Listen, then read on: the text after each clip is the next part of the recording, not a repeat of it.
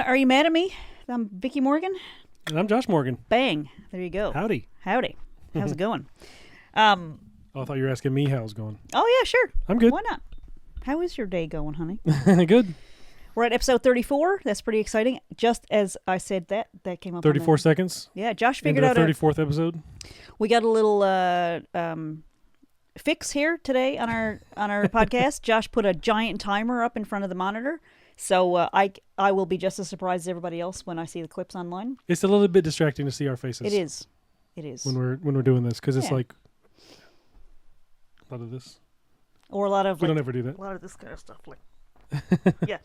So we don't have to worry about that now. I have no idea. Please don't put that part in where I just did that. We'll just cut that right out. We'll just cut that right out. But yeah, welcome to another episode. I don't know if anybody's listening anymore. It might just be me and you, so that's fine. Sparky's listening. Sparky's here. And I know this is his favorite episode I had so far. a joke back there. Can we go back a little bit about looking at ourselves and stuff like that? Oh, sure. Okay.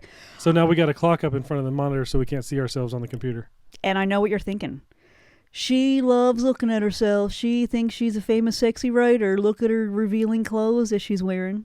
If you're just listening on the Spotify or Audible or something like that, you'll be like, man, what is she wearing? And I'll tell you, it's a bra. I wore a bra underneath my shirt just so that my boobs aren't hanging down to my belly button tonight. Do you like it? These are things that happen at this age. The answer to that question is always yes. These are the things that happen when you hit a certain age. They start heading towards the floor. I think there are some parts on boys that do the same thing, but we're not going to talk about that because it's not that kind of podcast. But anyway, not that kind of podcast. I do want to give a quick shout out to our friend Nicole, who is launching just before, so the day before ours, she is launching a brand new blogcast. I had to go look up what that means. But it's called Word of Mouth. Check it out. It's going to be awesome. And so if you're, I don't know, I don't have a link to it right just we'll find it. We'll this second, but we'll find it and put it in the show notes because we're very, very excited about everything Nicole does because she is a marketing genius. I don't know how she does it. I don't know how she's objective about her value in the world and is able to put it out there and actually make money, but she does. She's a genius, and her confidence is inspiring, and I want to grow up to be just like Nicole one of these days. Yeah, how was your week since last pod? Since the last pod, that's what the young people say. New people. That's what the young people say. The new models. Yeah. It's good. It's I don't know, what have we done this week? It's been really hot today. The past couple of days have been really hot, so it's like my brain has melted. Yes. There's nothing left in my brain space anymore. Yeah. What did we get done this week? I brought some books to the local bookstore to drop them off for a review. That's true. So the books should be in short 2 to 3 months. They should be available hopefully on the shelves. I don't know what to expect, but I'm optimistic, and I took one small baby step towards publishing success. We'll see how it goes. So this is the first time we've actually seen a copy. This is How to Be a Famous Sexy Writer. Yay. A guide to self-publishing. Because the copies before have had the big black mark across the front that said not for sale. And I was pretty shocked to see it, actually, because we've been that strip that goes right along the middle, kind of in a pretty convenient spot. So when I saw the full cover, I felt a little bit like, what was I thinking? Anyway, that's out there. I've had a couple of people say they want to buy a copy, but they're afraid their spouse will get angry if they see it around the house. And I said, well, what if you just tell your spouses that multiple people have said it? What if you just tell your spouse that you think he or she is going to be a great writer and they should write their own book? And they were like, yeah, no. 2 different people said, it's been a long time since I bought porn, paid for porn. Hardly. So anyway, that's out there. We'll come back to that. We're going to talk about that in a minute. And here is How to Fail, a guide to self-publishing paperbacks. And it looks like an eye chart. An eye chart. Sorry, if you're transcribing this. So close your right eye and close your left eye. I don't know. Is that how they do it? How about now? What about now? How about now? Better? Worse? Which That's better? the big machine. Better? Better? What? Isn't that the big machine with the binoculars? And it's really hard to do the glaucoma test, but I will blow in your face. See if you can keep your eyes open while I'm blowing in your eyes. Blowing in the microphone from the editor. Sorry to the crew. They worked so hard. So these are the guides that have all the self-publishing information, and there's coloring pages in between each chapter to give your brain a break if you like coloring and if you're thinking about self-publishing, because learning is hard, and that's the name of the book. How to Fail. A guide to self-publishing ebooks. So we got 3. We got paperbacks, ebooks, and marketing your self-published books. And it could work for any book, really. I just feel kind of an affinity for self-published people. How to Fail, a guide to self-publishing ebooks with companion coloring pages because learning is hard. That's the title of the book. And we talked about it, but we did not end up doing an American version with coloring spelled without a U. We could, though. We could do a whole other version. Man, that'd be starting from scratch, wouldn't it? Uh-huh. They'll get it. American readers will be like, oh, how fancy. Ooh, it's like British or something. It's like I'm in London, England. Summit. It's like British or something like that. So they came this week. There's been a bunch of people already ordered them. So strangers saw the books before we did.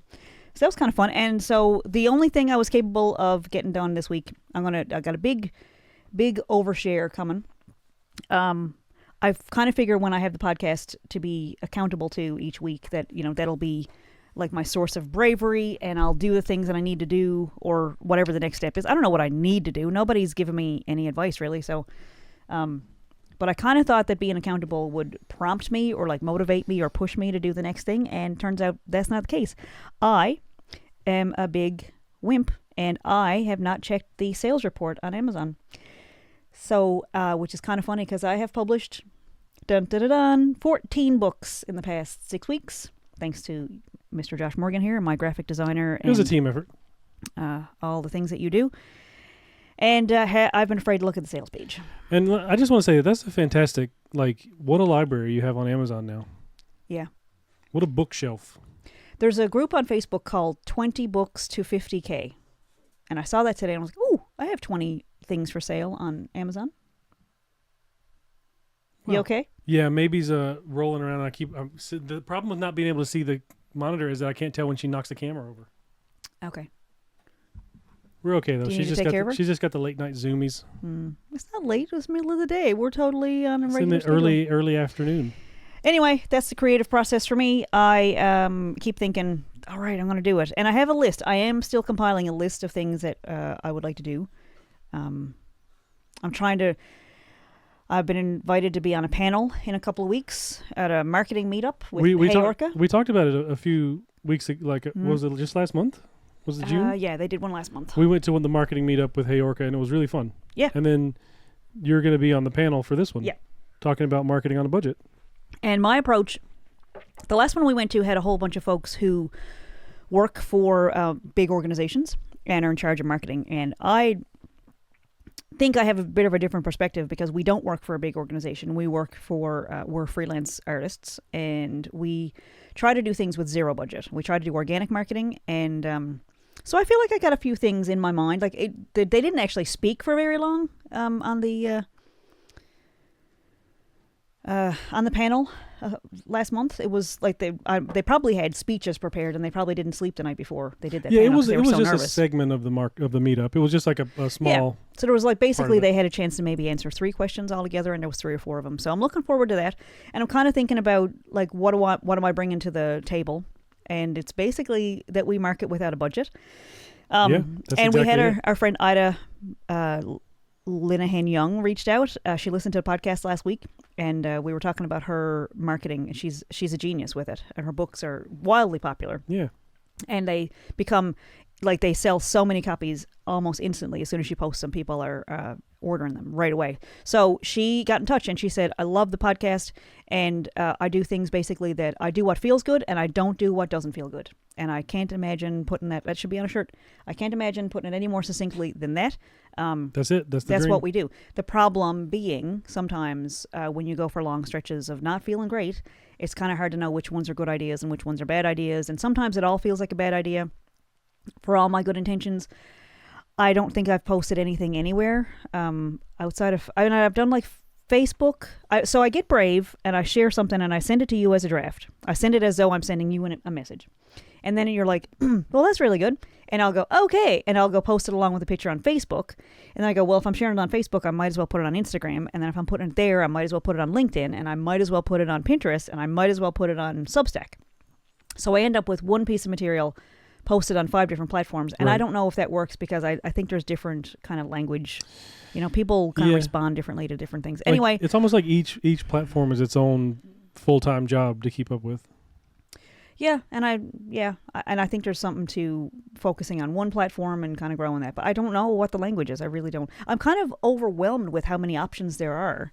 And then you're bumping up against algorithms, and I don't know. And that's just what, like, it's funny that, because that's what Ida was saying when we were at that signing event talking to her when we met her. She was saying she pretty much just uses Facebook because that's pretty much where her audience is. That's so where her audience is. Finding out where your audience is would be know where my audience is. kind of narrow it down a little bit, you know. So I thought it'd be kind of fun because I really don't know what our listenership is these days. I don't check the stats on the podcast for my own mental health because I'm actually afraid that the numbers will match up with the feedback we're getting. So I'm afraid that it's only 3 people listening, and we do get comments and things like that. It's just.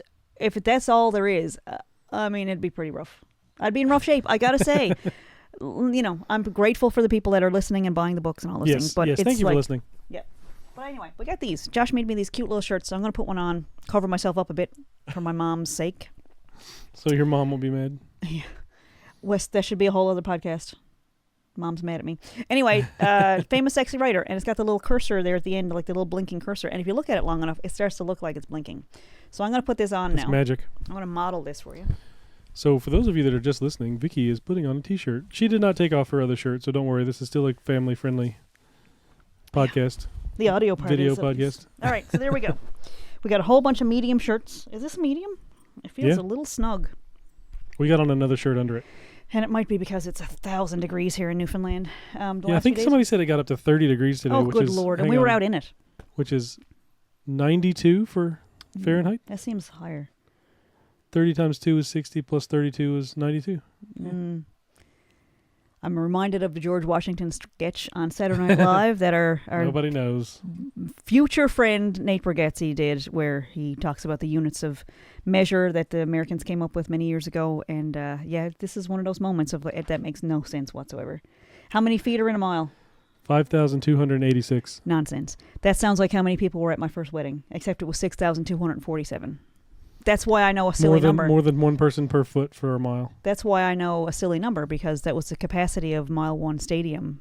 That was during a hockey game. So there's more. I think it'll hold 10,000 when the seats are on the floor. Oh, yeah? But during a hockey game. for concerts and stuff? During a hockey game, it was completely sold out. 6,247 people. That's how many people I got married in front of once upon a time. So there you go. I guess maybe did I scare myself out of doing things too big? And that's why I'm like playing it small. Anyway, for all my set the bar too high. Sure. For your audience. Yeah.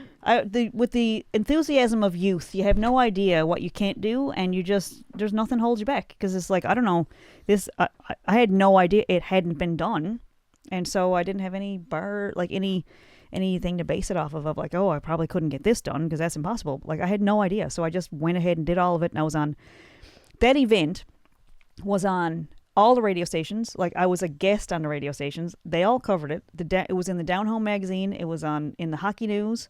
It was in the Telegram with my columns. It was everywhere. Like, it was all the local stuff. Everybody. It was pretty crazy. Anyway. Yeah, sounds like a big deal. I was not here yet. So I'm kind of thinking that, no, you were not. That was pre-Josh. Was it 2003? It was, what do you call it? What's the AD and BC? So let's do before Josh, BJ, and after Josh, AJ.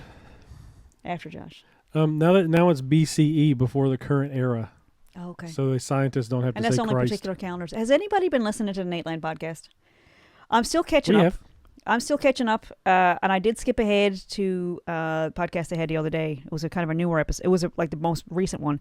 And Nate Bargatze is doing a movie, and he had on like Mandy Moore and Will Forte, and I jumped ahead. I got to say, my OCD kind of left me alone for a little while, and I was like, you know what? I don't need to watch them all in order, and I wanted to see the interviews on there because they were pretty interesting. Yeah. And And it was good? It was fantastic. And it was on the set. Are there like new hosts? Is there new people on it or anything, or is it all the same? Nope, all the same. He actually had all the hosts on. Everybody's are in a new movie. Alive and well, doing good. And there's been this theme for the last little week, maybe week or two, of Adam Sandler stuff. I don't know what Happy Madison algorithm I tapped into, but I'm getting a lot of clips that mention his name. And we watched Funny People the other day. Oh, I love that movie. Which is a really good movie. It's so good and so accurate. It's so mean-spirited and so competitive, and they're all just human beings. But it's like this. I understand it. Like, I get it now on levels. The comedy scene. Just the human being scene. Like, certainly the music scene is like that. It's like it's hard to be happy for people sometimes when you're not there yourself, and it's like, what if this is all there ever is? Like, how do you? What if this is as good as it gets? Well, there's another movie about that. That's with someone with real severe OCD, and it's like, yeah, that's also an accurate depiction. But like, what if this is it? And that's kind of the thing. I think people like it's great to be striving for things, but like, what if this was it? What if you had to say this is as good as it's ever going to get? Like, could you be happy with it? And I think that kind of takes away some of the edge of jealousy and competition, and I don't know. That's just where I am. But anyway, still waiting for that burst of bravery where I, do the. I'm doing the things that feel good as they feel good, and that's good. I've gotten a great response from the book so far. Some great reviews, but I haven't ventured out beyond my scope of people I know. It's a little scary. Yeah, and I think that's part of the process. I have a list of things to do. Yeah. I have lots of great ideas I have a list of videos I'm going to make. I have a list of other things, PDFs that I'm going to offer. Marketing ideas. Tons of them. It's just, I kind of, I don't know. I'd like to have some kind of idea or support or some kind of encouragement that says this really works well for people. Here's what and I don't know. So should we talk about marketing on a budget? Like, should we dip our toes into what you're going to talk about at the Hey Orca meetup? Like some of the stuff we've been working on? Well, let me just play pretend for a minute. Let's pretend we're in a sandbox. And you just, that you're just shoving the little, plastic car over my way and saying, so what do you want to be when you grow up? I think in an ideal world, and I watched The Secret again the other day, and Jack Canfield talks about how he was at a seminar and he had this idea, like just this flash of an idea while he was, I think, washing his hands or something, and he said something about all the people that read. This was the example, was that he thought, he had just had this thought about all the people that read the National Enquirer, even though it's a rag, that so many people read it, that if he could just get into a magazine like that with one of his books, because this was before Chicken Soup for the Soul, really got going. And he was at this conference, and, serendipity came into play, and he was approached by a freelance writer who submitted a lot of stuff to the National Enquirer. So I feel like that's one of those things that helps with marketing. Like, it's just the idea of putting something in front of somebody, like as an ad. I feel like I need more time with people to convince them. That's where I kind of am mentally. To convince them to buy your book? Yeah, I feel like flashing something on the screen, like making something show up and doing SEO optimization, or what is it, search engine optimization. Having my book show up in the top of a search list I don't feel like that does much for me. I just feel like people need to know me a little tiny bit to... So past the point of seeing that the book exists, they need a reason to buy it, is what you're saying? I think they need to know me a little bit. They need to get a chance to like me or decide... And maybe that's fear talking. Maybe I'm afraid that they'll get to know me a little bit after they make the purchase and then, whatever, not like me or something. Whatever. I feel like it. Yeah, I feel like there's marketing people out there going, "What? I'm not listening to your podcast. Why would I? Why would I give any thoughts on your podcast? I've never heard it." But seriously, if people were listening to the podcast that do marketing work, I think they would say, "I just lost my train of thought." They don't need to like you. They just need to buy your product. Yeah. And it's like, yeah, but it's personal stories that I've written. So it's kind of I don't know. They are, there's a lot of memoir to your writing. Yeah. So it's about you. But it's about writing. It's about self-publishing. And putting your work out there and making a thing for yourself. It also feels like everybody must be doing it. The same thing. Like, there's a story in the very first book, the second book, about when you find something... You got so many books, you're getting them confused. Yeah, I remember all of them. When you find something that you want, it feels like everybody in the world must want the exact same thing. So that's where I am. I'm so in it, in the zone, in the brain space of self-publishing and why you should self-publish and why you should share your writing and why it feels so good. And I guess I'm kind of holding back because I don't feel good right now. The process is not a pleasurable thing right now. It's like, it feels, it's not physically painful, but it feels like it almost is. Because it's like this, oh my God. You're past the point of creation. You're past the point of sharing it and putting it, making it available. And now you're at the point of just, do you sit and wait, or do you market it, or do you advertise it, or do you, put it out in front of people? Like, I think there's a whole lot of life coaches out there that would say, oh, you need to visualize it. You need to imagine it. Like, wow. You might as well tell me to imagine I'm the first first king of Britain, of England. Like, it's just, it's like impossible. It's like saying, turn this Jell-O into chocolate pudding. It just, the elements are not there. You can stare at this brick of lead and say, turn to gold. But like, it's just not there. You just need to focus on the brick of gold and think about the things you want that are in that, in that thing. But it's like, you might as well, I don't know, some other silly comparison that you can put in here. So it's too hard to imagine. That's what you're saying. It's too hard to imagine. Like, I don't know. I just can't. Anyway. So if somebody came to me today and said, "Hey, do you recommend self-publishing?" I would say no, absolutely not. You'll go to the depths of self-doubt and cringe. That's where you are today. Yeah, I'm okay. But you can imagine other people being successful and other people's books selling well and like other people's art and things like that, right? Mm. Is it just you? You just can't imagine it for yourself? So the realm that I'm in is self-publishing, and it feels like everybody's got a self-published book guide out there. And it probably didn't help that I went on a Facebook group, and it was called Support for Writers or something like that. It was some kind of writers supporting writers group, which is a misnomer. I should put the link, but I don't. I immediately left it. But I put a post on there, and I shared... I don't know which one I put on there. But it was, this is a guide to self-publishing, blah, blah, blah. And the attacks that came on that post were like, I don't get it. What is it? I don't understand. And like, there was one of the how to fail ones. So that's what it was. So one person commented on there and like, what are you going to teach us how to fail? And I don't know why I'm reading it in that tone, but it was like, it seemed like it was in that tone when I clicked on his name and went down a little bit on his profile, and it was that, like, last March of 2024, guess who had published a guide to self-publishing? And then there was another person who commented on there and said, I don't really understand the cover. What's it supposed to be, and why are there numbers down the side? Like, oh, it's supposed to be an eye chart, because I responded and said, did I talk about this last week? I don't think so. Someone was asking about the eye, like what it was, and I said, "Oh, it's an eye chart. Like women of a certain age start to see more eye charts as we get older, and I'm one of those women." And ha ha ha. And so she responded and said, "Well, I'm a woman of a certain age, and I've never seen an eye chart." Okay. Back it up a little bit there, toots. That's weird. So, but her first question was, what's the cover about? And I told her, and then she replied to my comment. And engagement is good on a post. Yep. But it was like, so I clicked on her profile, and guess who in the past year and a half also published a guide to self-publishing? So I was like, do I stay and fight or just forget it? Like, just move on. So I deleted the post, left that group, and just walked away from it, because that's what you do with negative energy. It didn't feel good. Like you were just saying, if it doesn't feel good, don't do it. What are you here for? There was many thousands of people on that group. I don't know if they were looking at self-publishing or not, but anyway, whatever. They'll find me some other way if they're meant to. So I went on another group, and it was like a KDP support group, and it was for self-published authors and people who are published on KDP, and it, like, the post absolutely exploded. The comments were gorgeous. There was hundreds of comments, positive and likes, stuff. And just congratulations, nice. And it was just so. That's better. It was really nice, and I was like, "Oh, this is my people. This is where I want to be."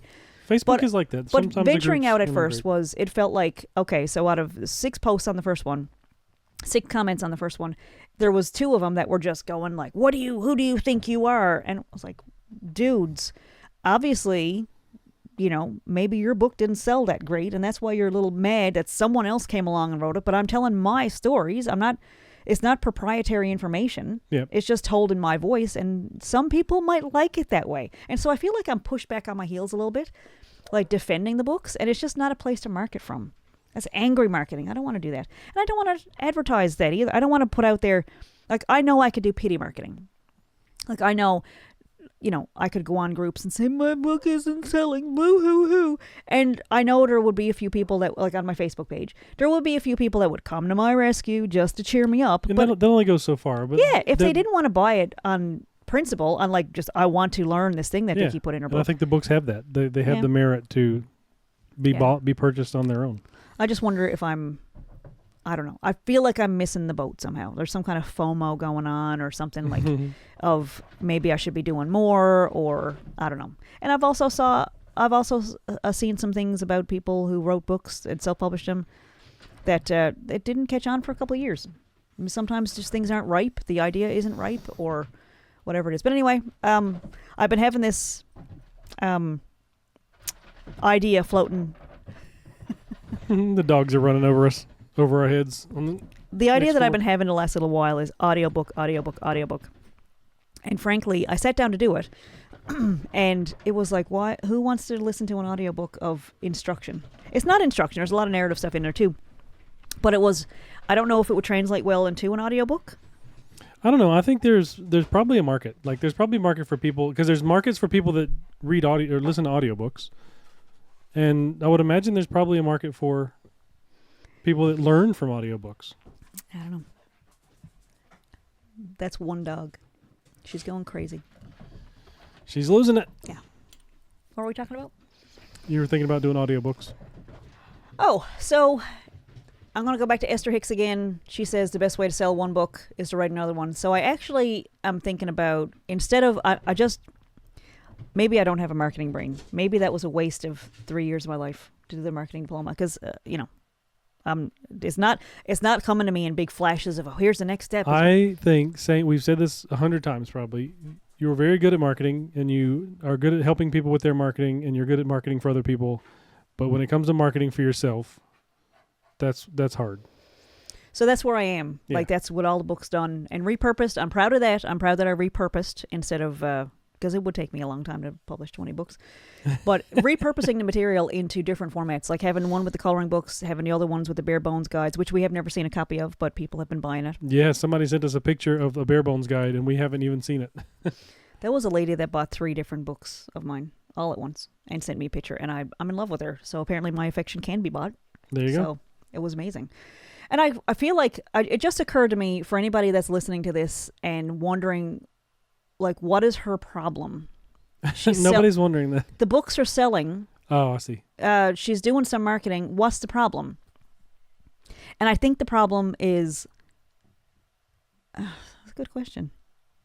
It's not happening fast enough. More sales and more money. That's a good thing. Well, it's just like, I know that pausing and having gratitude for the things that are happening is very important.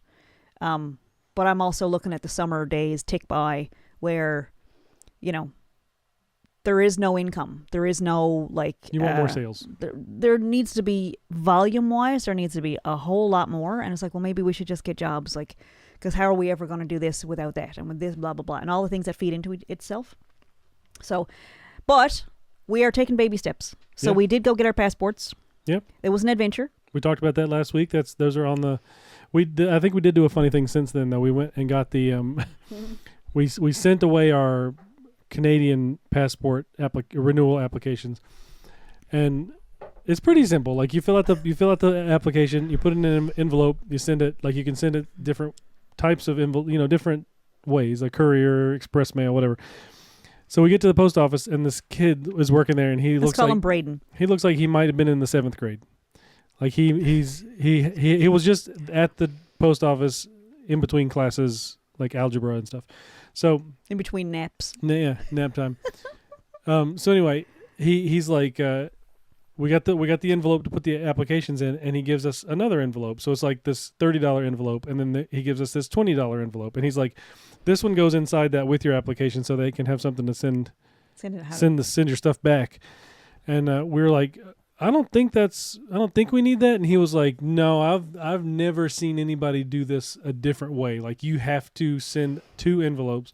So we go on the Canadian passport website, and it's like, send us your application. Nowhere on that whole website does it say anything about a second envelope. Like, the government can't find an envelope for themselves. Like, you have to give them an envelope. Yeah. I think if you're paying $120 for a passport application, they can probably find an envelope. Yeah. But Braden was convinced and looked at me like, okay, lady.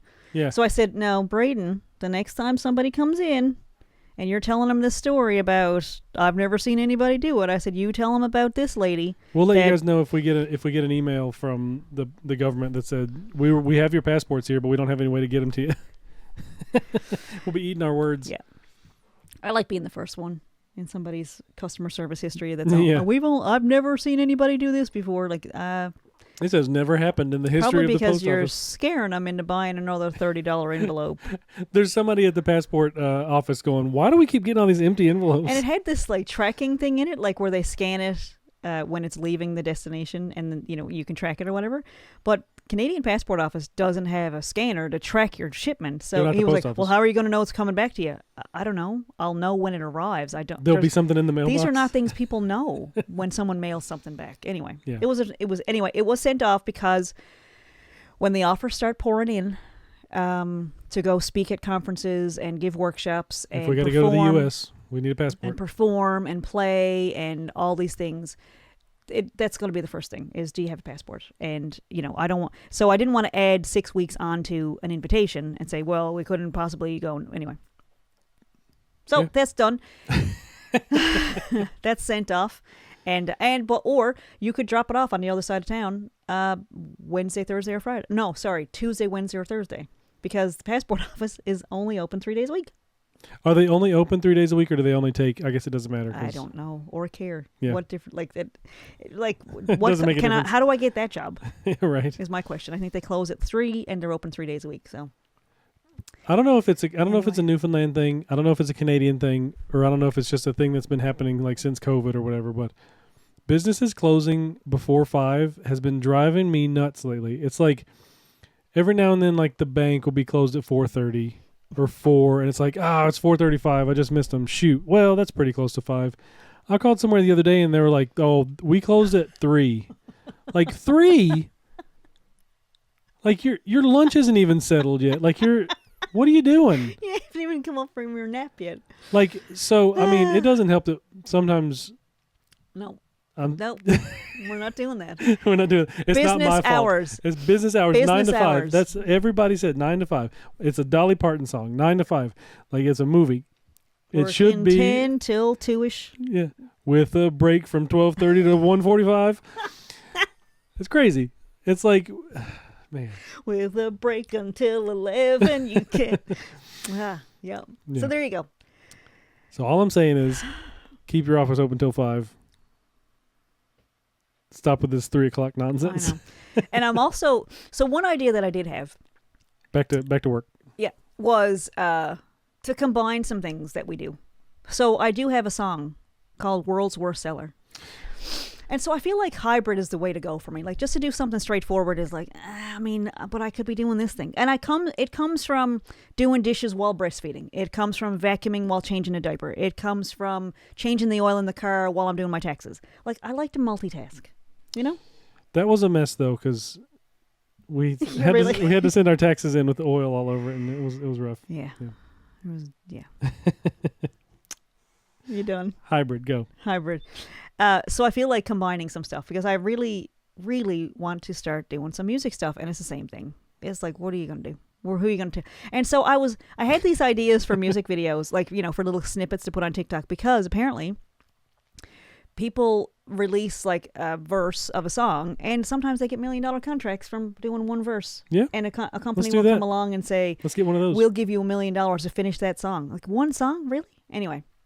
So I was chugging along. We'll take 2. I'm going to do videos. I'm going to do videos just like that. I'm going to start a brand new TikTok channel for my music because we don't have a Mulberry Creek TikTok. And then one of my favorites, Louis Capaldi, posted a video on TikTok the other day, and it was like every TikToker out there that's releasing a new song, and it was him in a hotel room, like singing along to his own song, and he was just making like. I felt like he was really making fun of people who were just starting out. And that's so not what he seems to be about, but it was like, he's also on this campaign to be the king of TikTok, which I love. I love Louis Capaldi. I absolutely love. He's a good candidate. Everything about him. But I was like, is this like an embarrassing thing now that people are releasing music like that? I was just about to do that. I was just going to do one of those. I was just about. I'm going back to Nate Bargatze when he had a fight with his wife about chocolate milk. Like, I might start get all the stuff together. I want to have all the stuff just in case I start doing that. So I was thinking about releasing that song as advertising or whatever to spread the word a little bit about the books. And, I don't know. We're not doing a music podcast, but maybe we should. We have done in the past. Screw it. Let's why not? I wonder would people be annoyed if I did a song or played something I was working on the podcast? Like, it's ours. So, I mean, That's what we did on the radio show. Who would we be annoying with that? I don't know. That's a question for the ages. If you don't like it, keep on scrolling. Well, a podcast, you're kind of locked in. There's no scrolling. Keep on not listening. So we're coming up against distribution questions and reach and, authentic voice and how to share who you really are. And that's a challenging thing. I did see a thing on the other day that somebody was saying that TikTok is the best marketing tool for podcasters specifically. What? That once they started marketing their podcast on TikTok, it started growing like crazy. YouTube wasn't growing it very much. So anyway. All right. There's another thing. Add that to the list. So, I mean, that's just a matter of, putting it on TikTok. Do we have a TikTok for the podcast? I don't know. I don't think we do. We might this week. After this week, we might. We'll make sure there is one. I don't know what I'm measuring things against. It feels like we should be doing more somehow, but it's like I don't want to just have a marketing plan in front of me that says post every third day, or I just, when the idea strikes, I like to be able to put it into action, and that's on the list. We'll put doing that stuff when it feels good, not because you're obligated. Yeah. Or like there's a should, or like a forced feeling to it. Yeah. So I know you've cut clips for every single episode of the podcast. So let's take that. There's 34 episodes. If you have 3 clips from every podcast, that's over 100. Really? There's at least 1 or 2 for every podcast. So that's, somewhere between 80 and 100 clips that we could put on TikTok. And that's a lot of content. And I feel like, all right, well, if I'm going to do that, if I have 100 clips, I should put them all on at once and walk away. Because, as a secretary, I learned group-like tasks. And that was an efficient thing that we were told to do by a very efficient woman. But what people would say is put one out every day or every couple days or twice a week. It said something about dripping. The phrase was dripping builds momentum. So the platforms like consistent posting, and they're more inclined to put your stuff in front of people if you're consistently posting, because you are helping their platform. You're helping people come back to the platform and get content that's engaging. Whereas just putting the content on there is like, oh, thanks for that, and bye. Yeah. So that's not the. So I have trouble with patience. Like once I have it done, it's like, well, why can't I just post all of it? And I feel like, well, nobody's going to wait till next week to hear the next clip. So that was the thing. One of the suggestions that we have gotten was to release the book as an audiobook and release each chapter as its own standalone, like as a podcast episode, as a podcast, or as like an audio audiogram, or like a series of YouTube reels and things like that, and like put tutorials with it. So it's a whole lot of like, all right. And I feel like I just would like for somebody to come along, put an arm around my shoulder and say, this is going to work. This is going to help people. It's going to reach people. This is going to work. Wow. Did that help? Kind of did. It kind of did. I got to be honest. So yeah. So what's next? I don't know. Is that it for today, for this week? Are we doing a 40-minute podcast? Let me think. I could do a song. I think people will just have to come back next week and see if we get our TikTok channel and our. Why don't you pass me that guitar? Our advertising. Let me do World's Worst Seller. Why not? Since we're sitting here.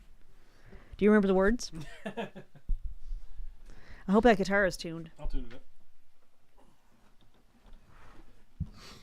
So, World's Worst Seller was, that was 2 years ago that I put out How to Fail at Documentary Filmmaking. I did have a pick. You see a pick in around? there. It's in the neck. You put your pick up above the nut. I put mine on the fretboard. That's just a funny little difference between us. There have been times where I was photographed with the pick still up in the neck. Because when it's in here, it affects the sound, and there would be no choice but to find it. So I tuck it away so that I look like an idiot in pictures. I got you. Yeah, I got that. So anyway, World's Worst Seller, we were doing a radio show at CHMR. So we've got the Muse has been following us, the newspaper over at Memorial University, has been following us on Instagram. And they were looking for writers the other day, and I was like, hey, can we... that's not going to block out like we're on a Zoom call. Sorry.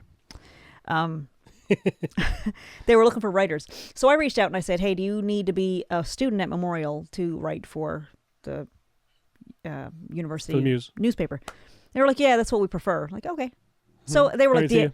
they were like, well, do you have any story ideas? Like, do you want something you want us to cover? And I was like, whatever. Can't imagine. I dropped out of Mun, so I can't imagine I don't think they would do a story called Mun Dropout now has a book available. But I saw a What post. can Mun do for you?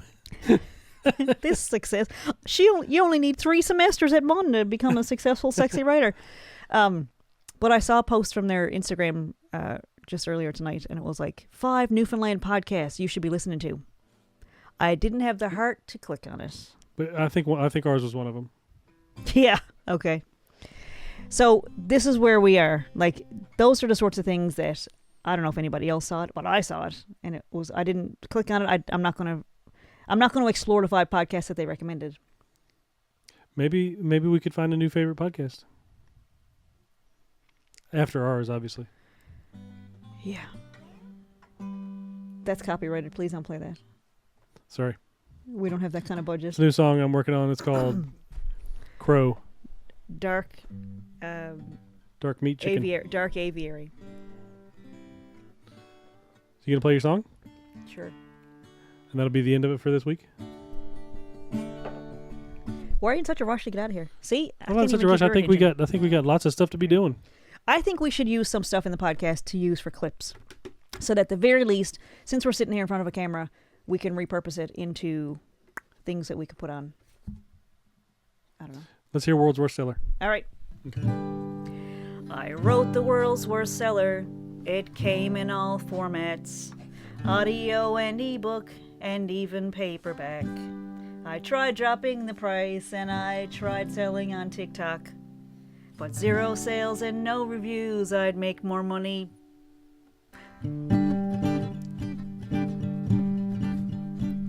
No one bought my book, and I'm still doing okay. Ask me if there are names in there and wish I'd go away. I keep all of their secrets and I buy their Girl Scout cookies. I go to all their plays, how I wish they'd buy my bookies. This isn't even the first time, but my first book was sad. I told myself that maybe the writing was just bad. I tried changing back all the names to create a big sensation. It turns out no one wants to read about baby cremation.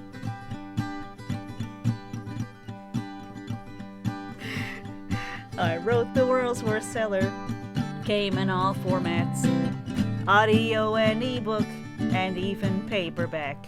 I tried dropping the price and I tried selling on TikTok, but 0 sales and no reviews, I'd make more money. This time I knew what to do. I called this one fiction.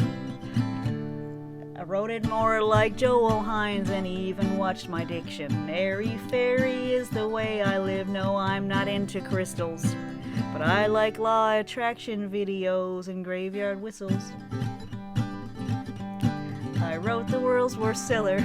It came in all formats, audio and ebook and even paperback. I tried dropping the price and I tried selling on TikTok, but 0 sales and no reviews, I'd make more money. So if you think, hey, one day maybe I'll write a book, I've got important things to say, well, this is what it took. You've got to love yourself enough to survive the jealousy, and you could write the world's worst seller and end up just like me. I wrote the world's worst seller. It came in all formats, audio and ebook and even paperback. I tried dropping the price and I tried selling on TikTok, but 0 sales and no reviews, I'd make more money.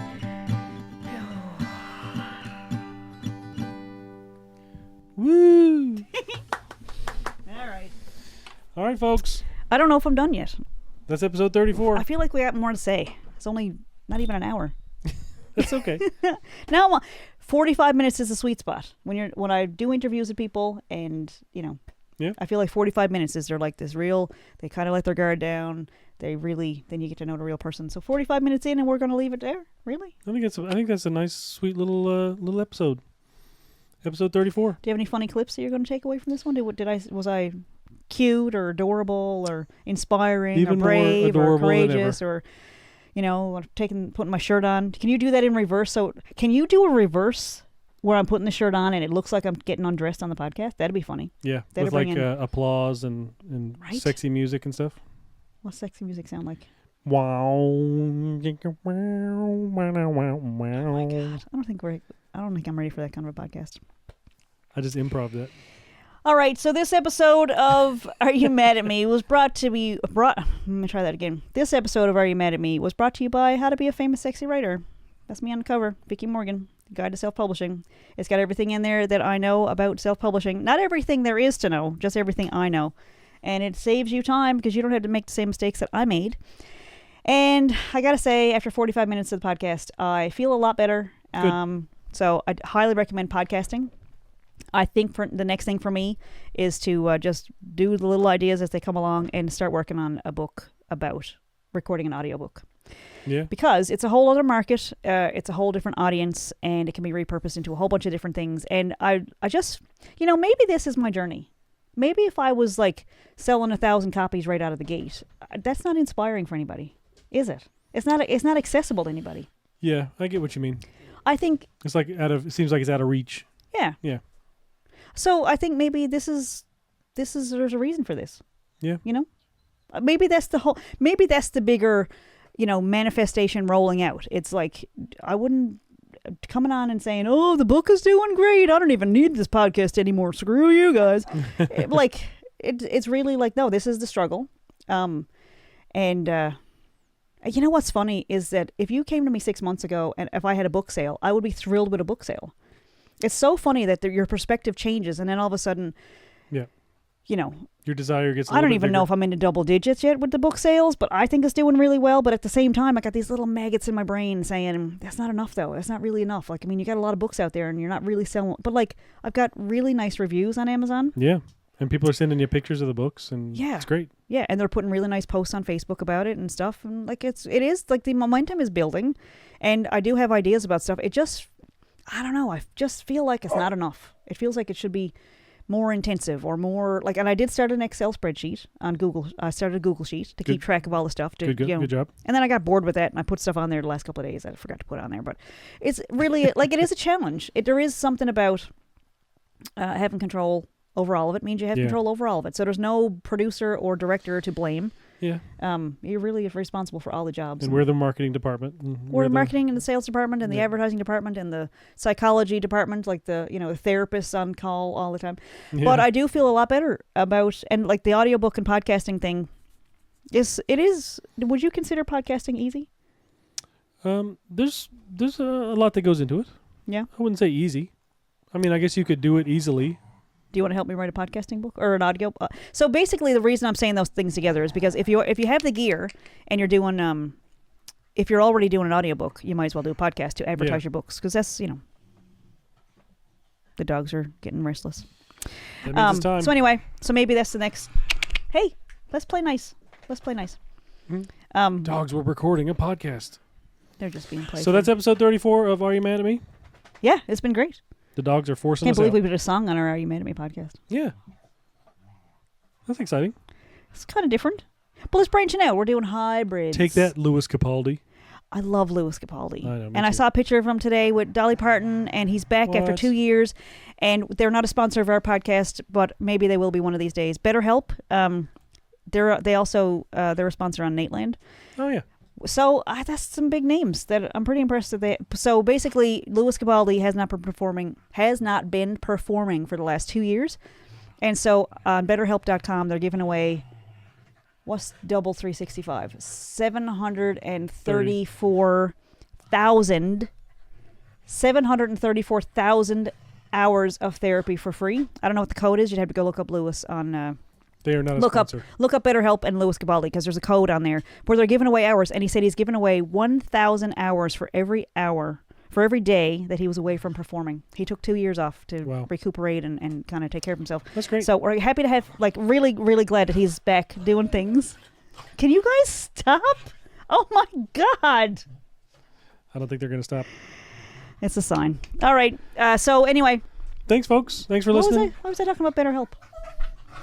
Louis Capaldi. If you're looking for therapy, go check that out because there's some free therapy sessions to be given away with that little promotion. And so, you never know. BetterHelp, we're happy to have sponsors on here. So we would love to promote creative things and therapy because that's something you can do from the comfort of your own home. We love that.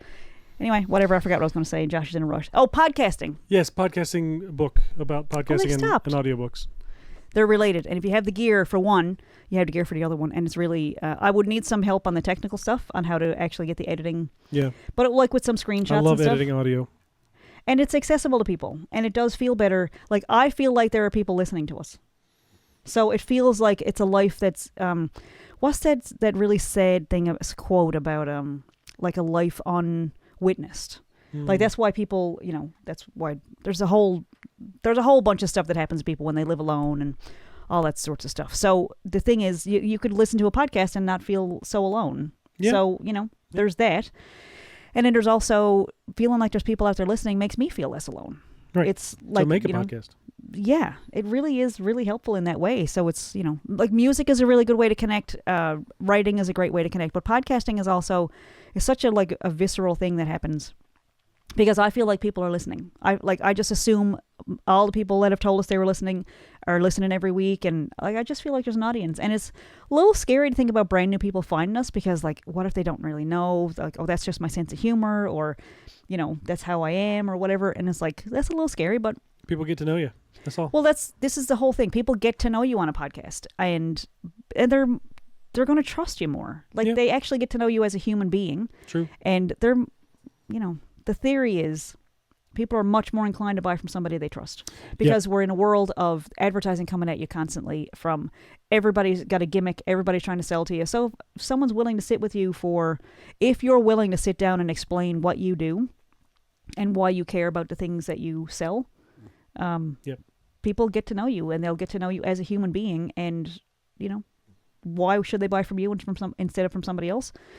That's what you get to tell them. Same with mini books. It's putting your expertise into a format that people can consume, and they feel a little like they have a friend, and I like that. That's good, yeah. I like that. That's a good way to look at it. I like the internet can be a real nasty place, but it can also be a beautiful way for people to connect across many, many miles, and so I think that's kind of a nice thing. And I got this really sweet little beagle here. Look how sweet he is. He puts his face right under my hand, so there's no confusion about what he wants. He's very sweet, and they're very affectionate, and I recommend beagles to everybody. Yeah. And podcasting and writing and self-publishing and all those things. And I know I started off, you should do a side-by-side. This is how she started in the beginning. And how the podcast started versus how the podcast ended. How it's going. Yeah, because I really do like doing this. So maybe that's what we'll do next. In between releasing another album, we'll... yeah, there you go. We'll work on an audiobook and podcasting because it's just instructions and it's accessible. We learned how to do it. And we can save people time by, I don't know. Anyway, but thank you to everybody that has purchased the books. I really do appreciate it, and I can see that they're being purchased because there's a sales ranking on that's pretty cool on Amazon. And when I say it out loud, it's like, what are you complaining about? But there's at least 3 of the 14 that are in the hot new bestsellers, so number 1 and number 2. Bought. Yeah, that's great. Number 1 and number 2 in the hot new bestsellers. Hot new releases, and then there's some that are ranking up there in the top 30. For self-help, creativity, DIY, publishing, writing. There's a whole bunch of categories that we're nailing it. And so those are things that, I cover all that stuff in the book. Best-selling author, Vickie Morgan. And the people that we published, that we helped self-publish, they're thriving. Also best-selling authors. They're doing great. Their ranks are way up there. The categories that they picked and the keywords, they are doing really, really well. And so that's kind of the thing.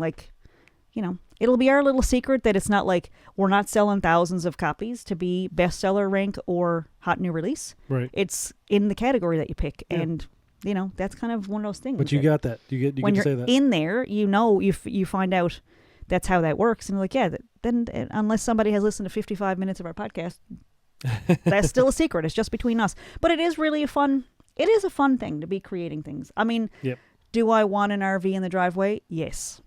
Are we one step closer with the passports on the way to us? Also, that's yes. Right.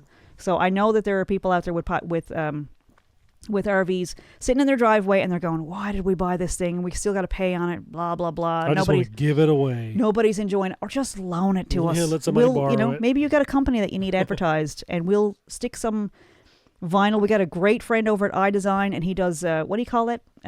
Wraps. Wraps. He does vehicle wraps, and I bet you anything, we could get a vehicle wrap for an RV from Craig over at iDesign, and put a wrap around an RV, and you could advertise your company all across Canada and all down through the U.S. while we're out traveling in it, and we'll take good care of it. We got great dogs, we got great kids. Yeah. And we'll hit the road. But we couldn't do it without passports. So thanks to Braden for for trusting in us. For trusting that we had an idea us. That we knew how to mail a document to Passport Canada. And thanks to the hardworking people at Passport Canada who work Tuesday through Thursday between 11 and 2 p.m. We should probably not put this out until we get our passports in our hands. That's right, yeah, we should wait, yeah. Anyway, I'm excited about all that stuff. So anyway, thanks, Josh, for all the work that you do on the podcast. And for sitting here with me and, We'll be back next week. And episode 34. Thanks for listening. Yeah, I'm Vickie Morgan. I'm Josh Morgan. Thanks for listening. See you next week.